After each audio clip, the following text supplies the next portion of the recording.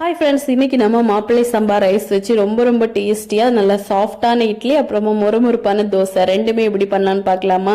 இது ரொம்ப சூப்பராக இருக்கும். குழந்தைங்களுக்கு ரொம்ப ஹெல்த்தியாக நீங்கள் இந்த மாதிரி பண்ணி கொடுக்கலாம். இதுக்காக ஒரு பவுலில் 2 கப் அளவுக்கு மாப்பிள்ளை சம்பா ரைஸ் போட்டிருக்கேன். இது கூட 1 கப் அளவுக்கு புழுங்கல் அரிசி, இது ரேஷன் கடை புழுங்கல் அரிசி தான். இது கூட 3/4 கப் அளவுக்கு உளுந்து, 1 டீஸ்பூன் அளவுக்கு வெந்தயம் போட்டு 1லேருந்து 4 டைம் நல்லா கழுவி எடுங்க. கழுவி எடுத்ததுக்கு அப்புறமா இதில் கொஞ்சமாக தண்ணி சேர்த்து இதை ஒரு 9 மணி நேரம் நல்லா ஊற வைக்கணும். ஏன் அப்படின்னா மாப்பிள்ளை சம்பா ரைஸ் ஊறுறதுக்கு டைம் ஆகும். இப்போ ஊறினதுக்கு அப்புறமா நம்ம இதை ஒரு மிக்சி ஜாரில் சேர்த்து கொஞ்சமாக தண்ணி விட்டு நல்லா இந்த மாதிரி பேஸ்ட்டாக அரைச்சி எடுத்துட்டு இது ஒரு பவுலில் சேர்த்துக்கோங்க. சேர்த்துட்டு இதை ஓவர் நைட் புளிக்க விட்டுறலாம். இப்போ பாருங்க நல்லா புளிச்சு வந்துருச்சு.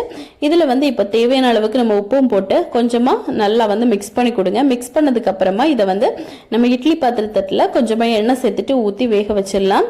நல்லா கொதிச்சுட்டு இருக்கும்போது தான் நம்ம இட்லி தட்டை உள்ள வைக்கணும். ஒரு 5 நிமிஷத்துல சூப்பராக கிடைக்கும்.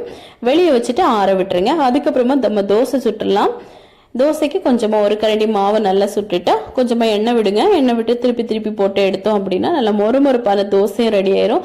ஸோ கண்டிப்பாக நீங்களும் இந்த ஹெல்த்தியான இட்லி தோசை ரெசிபியை செஞ்சு பாருங்க. உடம்புக்கு ரொம்ப ஹெல்த்தியாக இருக்கும். செஞ்சு பார்த்துட்டு கமெண்ட் பண்ணுங்க. தேங்க்யூ.